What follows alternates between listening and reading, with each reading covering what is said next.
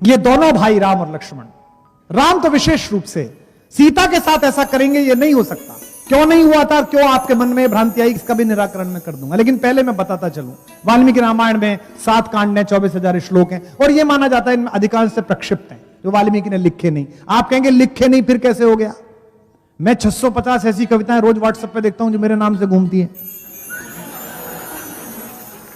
कुछ भी कूड़ा लिखो, नीचे गालिब लिख दो, कुछ भी कूड़ा लिखो, नीचे महादेव वर्मा लिख दो, और उसे व्हाट्सएप पे वायरल कर दो, फैल गया। व्हाट्सएप एक विश्वविद्यालय है जहां से ग्रेजुएट होने के लिए अकल से पैदल होने के अतिरिक्त कोई आवश्यकता नहीं है योग्यता के आपके पास।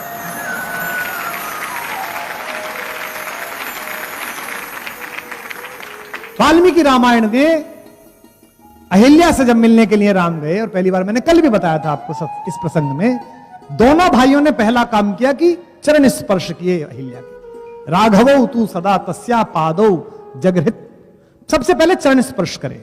अब आप सोच के देखिए कि चरण स्पर्श करके राम ने यह घोषणा कर दी कि यह अहिल्या नामक मां पाप से मुक्त है। इंद्र पाप मुक्त है तो यह मां भी पाप मुक्त है, इसलिए इसके चरण स्पर्श करता हूं। बाली का वध करते हैं रूमा के अपहरण के कारण। एक प्रसंग है वाल्मीकि रामायण में, जब वनगमन होने लगता है, सीता विलाप करती हैं, कहती हैं, तर्क देती हैं कि मैं राजभवन से निकलूंगी, मैं तुम्हारे मार्ग के कंकड़ पत्थर साफ करूंगी। राम बहुत समझाते हैं उनको, और जब नहीं मानती हैं तो सीता को अपने साथ ले जाने का उपक्रम करते हैं। और ऐसा कहते हुए जो श्लोक आता है, ऐसा कहते हुए जो टिप्पणी आती है, उसमें राम ये कहते हैं कि वन छोड़ो, मेरे लिए तो स्वर्ग भी तेरे साथ जाए बिना संभव नहीं है। ऐसा कहने वाला राम क्या सीता का निर्वासन कर सकता है? फिर यह हुआ क्यों? जो उत्तरकांड बाद में जोड़ा गया वाल्मीकि रामायण में, वो महर्षि वाल्मीकि की कृति ही नहीं है। राम की महिमा को भंग करने के लिए ऐसी योजना बनाई गई कि उसमें 2 बातें ऐसी जोड़ी गई, 4 बातें ऐसी जोड़ी गई, शंभूक वध से लेकर सीता परित्याग तक, जिसमें शंका पैदा हो। और उत्तरकांड पर मैं अलग से किसी दिन बोलूंगा। उत्तरकांड में ऐसी 100 बातें हैं जिनको देख के आपको पता चलेगा कि ये अलग से जोड़ा है। आप देखिएगा कि जब वनवास हो रहा है, वनगमन हो रहा है, तो सीता को राम को लाके कैकेयी ने कौपीन दिए हैं, वस्त्र। काशी में रहने वाला रेशम का कौपीन पहनता है। मरणम मंगलम यत्र विभूतिश्च विभूषणम कौपीनम यत्र कौशेयम सा काशी केन मीयते, ऐसी काशी। तो सीता के हाथ में तपस्वी का वस्त्र दिया, तो वशिष्ठ नाराज हो गए। वशिष्ठ ने कहा, वनवास राम का हुआ है, इसे क्यों दे रही हो?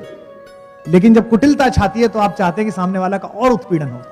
तो गुरु वशिष्ठ ने फटकारा, सीता ने वस्त्र ले लिए, लेकिन सीता को पहनना नहीं आता वस्त्र। आप सोचिए, पूरी सभा है, मां है, भाई है, बहन, सब खड़े हुए हैं, गुरु वशिष्ठ खड़े हुए, पूरा दरबार खड़ा हुआ है, और उनको वस्त्र दिए गए कि पहनना नहीं आता। इस पे जो अगली टिप्पणी है उस पर आप राम के समर्थन में खड़े हो कि ये अपवाद है, झूठ है जो फैलाया गया।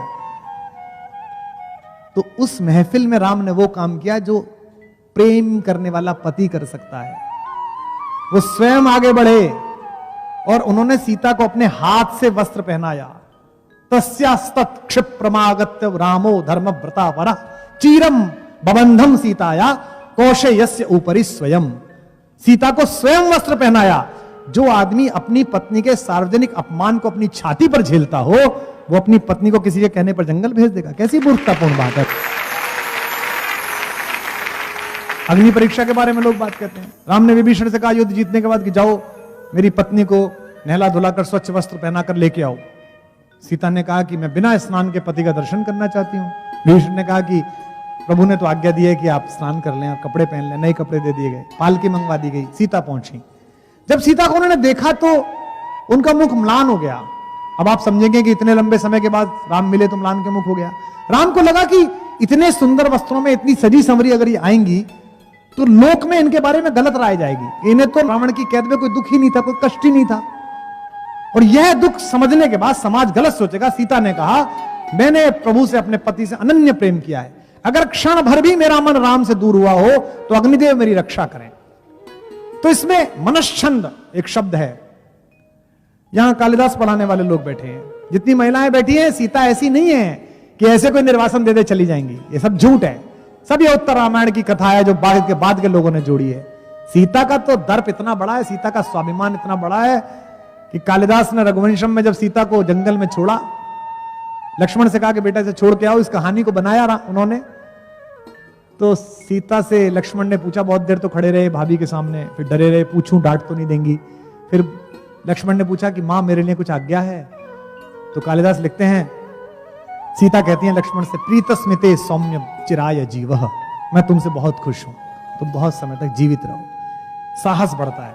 फिर कहते हैं, भैया के लिए कुछ आज्ञा है, भाई साहब को कुछ कहूं? अब सोचिए, सीता का चरित्र देखिए, वो एक वाक्य बोलती है, एक शब्द बोलती हैं, आपके अंदर से आंसू खींचेगा वो शब्द। कालिदास जैसा महाकवि लिख रहा है तो कौशल भी है उसके पास लिखने का। कहते हैं प्रीतस्मिते सौम्य चिराय जीवः, भाई से कुछ कहना है? तो वो कहते हैं, वाच्यस्त्वया मद वचनात् स राजा, उस राजा से मेरी ये बात कह देना। पति नहीं कहती। उत्तरकांड आप पढ़ लीजिए, वो वाल्मीकि का कथन ही नहीं है, वाल्मीकि की स्टाइल ही नहीं है।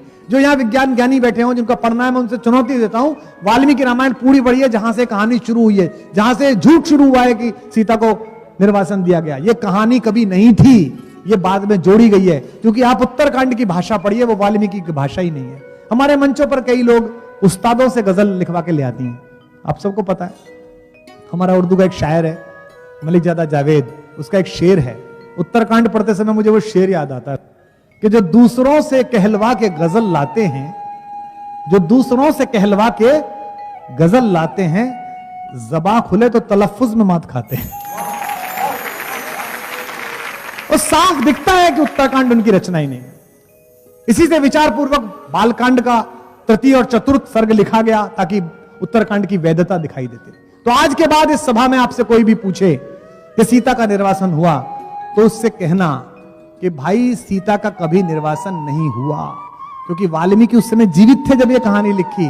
वाल्मीकि ने जीवनी लिखी है, ऑटोबायोग्राफिकल एलिमेंट है, और वाल्मीकि ने उसे समाप्त कर दिया, कहा युद्ध कांड पर। और युद्ध कांड के बाद में कहा, इस प्रकार राजा ने, राम ने 11,000 वर्षों तक राज्य किया। जब एक बार बात कह दी और कथा समाप्त हुई, जोर से बोलिए। इसलिए वाल्मीकि ने योग बल से देखा, और वाल्मीकि अपने आश्रम में ही सीता को देख रहे हैं, राम मिलने आए हैं, नारद ने खुद ने कहा 11,000 वर्षों याद किया है। तो आज के बाद से इस कहानी का एक प्रसंग आप आगे से ध्यान रखेंगे, शंभूक वध और सीता का परित्याग। ये दो कहानी राम को दलित विरोधी दिखाने के लिए, आदिवासियों का विरोधी दिखाने के लिए, और राम को स्त्री विरोधी दिखाने के लिए। जिन लोगों को भारतीय संस्कृति के इस आचार विचार में आस्था नहीं थी, उन्होंने षड्यंत्र पूर्वक जोड़ी है।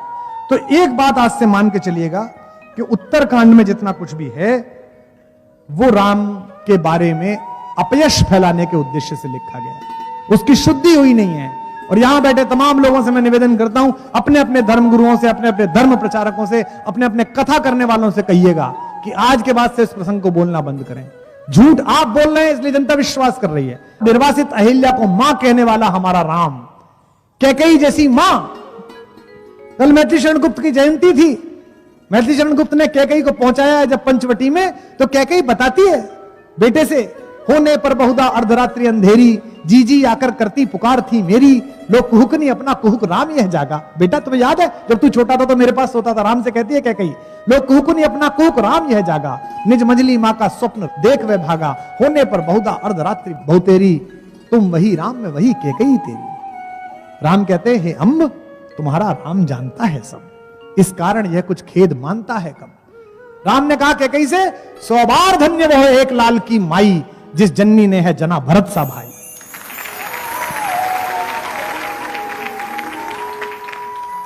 पागल सी प्रभु के साथ सभा चिल्लाई, 100 बार धन्य वह एक लाल की माई।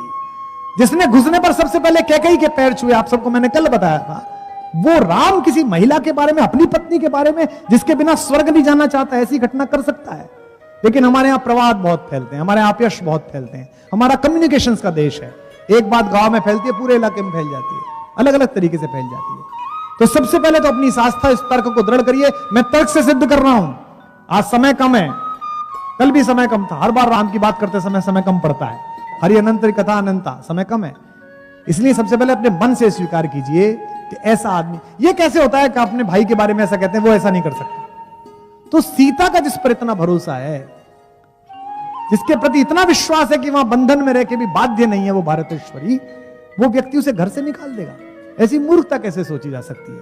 तो अगर आपको अपने पति पर भरोसा है, अगर आपको अपने भाई पर भरोसा है, अगर आपको अपने पुत्र पर भरोसा है, और आप सच्चे अंदर से मनुष्य हैं, तो आपको अपने राम पर भी भरोसा होना चाहिए कि उसने जीवन में ऐसा कोई काम नहीं किया।